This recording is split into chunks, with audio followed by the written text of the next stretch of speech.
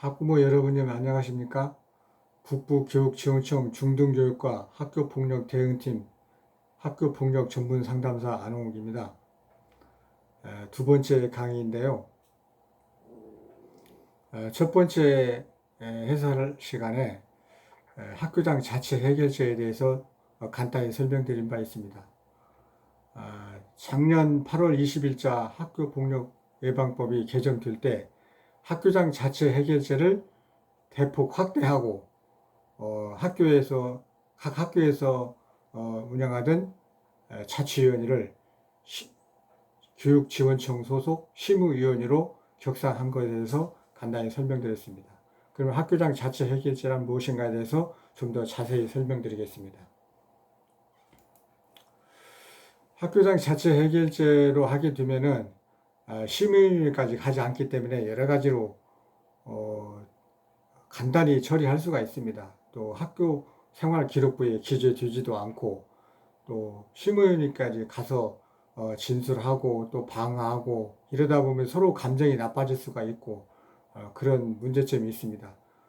그러나 좀 중요한 사안으로서 요건이 되면 당연히 그렇게 처리해야 되겠지만 그렇지 않은 경우도 학부모님들이 자존심 싸움에 의해서 충분히 자체 해결제를 할 수 있었는데도 불구하고 심의위원회까지 가는 그런 좀 보기에 안타까운 그런 면도 없지 않기 때문에 설명드리고 싶습니다. 작년 8월 20일자 개정되기 전에는 자체 해결 요건이 거의 하지 말라고 할 정도로 까다로웠습니다. 작년까지는 학교 폭력이 아니고 뭐 즉시 화해한 경우, 피해가 없거나 즉시 화해한 경우, 학교 폭력이 아닌 경우, 또 뭐 선생님들이 학교 폭력인 것 같아서 좀 오해해가지고 조사해보니까 학교 폭력이 아닌 경우, 이 세 가지 요건만 자체 해결제로 했습니다. 그거는 거의 자체 해결제로 하지 말라는 얘기나 같았었습니다. 근데 이번에 개정된 거는 2주 이상의 신체적, 정신적 치료 진단서가 제출이 없고 또 요관상 2주 이상으로 보이나 제출이 안 되면 그거는 제출이 없는 걸로 봅니다. 또 재산상 피해가 없거나 즉각 복구된 경우 또 즉각 지금 복구는 안 됐지만은 가해자가 확인서 제출하고 피해자가 됐습니다. 뭐 복구해준다고 하니까 내가 그걸 인정하겠습니다. 이렇게 인정하면 또 들어갑니다. 그다음 지속적이 아닌 일시적인 행동인 경우, 그다음 보복 행위가 아닌 경우, 이 네 가지의 요건을 다 충족해야 됩니다. 한 가지 요건만 충족해서 되는 게 아닙니다. 그다음 또 이렇게 네 가지 요건이 다 돼서 자체 해결제를 할 수 있지만 그 피해 학생이나 학부모가 아니다, 이건 자치위원회까지 꼭 개최해가지고 심의를 받고 싶다, 이렇게 요청할 경우에는 반드시 개최해야 하도록 되어 있습니다. 그래서 이 네 가지 요건을 심사해서 꼭 최종적으로 자체 해결제로 할 것인가 말 것인가는 피해 학생과 학부모한테 확인서를 받습니다. 이걸 서면으로 받아가지고 첨부해야만 최종적으로 할 수가 있습니다.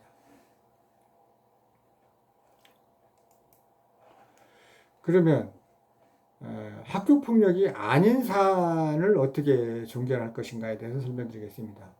조사해 보니까 학교 전담반에서 조사해 보니까 학교 폭력이 아닌 것으로 결정된 사안은 예를 들면 제3자가 신고한 사안에 대한 조사 결과 조사해 보니까 5인 신고였던 경우, 또 학교 폭력이 의심 사안 조사 결과 학교 폭력이 아닌 경우, 또 이런 경우에도 학생과 학부모가 심의위원회 개최를 요청할 경우에는 반드시 심의위원회 개최해야 됩니다. 그러나 심의위원회 개최해본 결과 그때도 학교 폭력이 아닌 것으로 최종 결정되면 아무 조치 없음, 그렇게 결정이 나겠죠. 그러니까 결국에는 이런 경우에는 학교 심의위원회까지 가서 참석해가지고 하다 보면은 서로 감정이 나빠지고 또 양쪽 다 에너지가 낭비되고 여러 가지로 부작용을 알 수 있기 때문에 가급적이면은 학교 폭력 전담반에서 조사한 결과 이건 자체 해결제로 처리하는 게 좋겠다라고 결정하면은 거기에 따르는 게 학부모님들은 좀 좋겠다 하는 그런 말씀을 드리고 싶습니다. 그 다음 그 절차를 좀 더 자세하게 말씀드리면, 같은 학교 내에서 쌍방인 상황 경우에는 어떻게 할 것인가. 양쪽 다 모두 피해 학생이고 가해 학생이 되는 거죠. 예, 자체 해결 요건을 만족하여야만 자체 해결 가능한데 양쪽 모두 피해 학생 및 보호자 서면 동의가 필요합니다. 양쪽 다 피해자이고 가해자이기 때문에 서면 확인 동의가 필요하고요. 이때는 행위 원인보다는 결과를 기준으로 판단하게 되어 있습니다. 예를 들면 A 학생, B 학생이 서로 치고받고 싸웠는데 원인 제공은 A 학생이 했습니다. A 학생이 평소 때 이렇게 뭐 몇 번 괴롭히고 이렇게 하니까 B 학생이 너무 과잉반응을 하다 보니까 너무 심하게 때렸다든가, 이런 경우에는 원인은 A가 제공했지만 B가 너무나 A를 가혹하게 과잉반응한 경우에는 B가 좀 더 처벌을 세게 받는 그런 식으로 처리가 되겠습니다. 그럼 같은 학교 내에 가해 학생이 여러 명인 경우는 어떻게 되느냐? 이건 여러 학생 모두 다 여건 충족이 돼야만 자체 해결 가능한 거지. 평소 때 A 학생이 나한테 잘해주고 A, B, C, D가 나한테 가해 행위를 했지만 A 학생은 조금 더 뭐 착한 학생이었으니까 A 학생은 빼고 B, C, D만 한다든가 이런 거는 있을 수가 없습니다. 여러 명의 경우는 모두 여건이 다 똑같이 맞아야만 되는 거지. 어느 학생을 선별적으로 할 수는 없다. 이렇게 설명드릴 수 있겠습니다. 또 학교가 다른 경우에, 학교가 다르고 피해 학생이 명확한 경우, 가피해가 명확한 경우, 이런 경우에는 각자 자기 학교에서 피해 사실을 조사하고, 가해 학생 학교에서는 사실 조사를 피해 학교에 이렇게 우리 가해 학생에 대해서 조사해 보니까 이렇게 조사가 되었다라고 피해 학교에 그 조사 결과를 보내주게 되어 있습니다. 그 최종 결정은 이제 피해 학교에서 자체 해결 여부의 판단을 결정하게 됩니다. 그래서 우리 그러면은 자체 해결 요건이 되므로 서로 자체 해결을 하자, 이렇게 처리를 하게 되는 거죠. 그 다음 또 학교가 다르고 피해 사실이 불명확해요. 누가 잘했는지 못했는지 이게 정확하지 않고 또 서로 치고받고 쌍방으로 한 경우, 이런 경우에는 각 학교 전담반에서 역시 똑같이 조사합니다. 그 다음 또 각자 심의를 전담반에서 심의를 해서 양측 모두 자체 해결 결정 시 자체 해결로 처리하는 것이지, 그 중에서 이제 한 5개 학교가 얽혀 있고 또 누가 잘했는지 못했는지 정확하지도 않고 또 서로 가해 행위를 해서 쌍방인 경우에는 이제 어느 한 학교에서라도 이걸 우리는 자체 해결로 처리할 수 없다.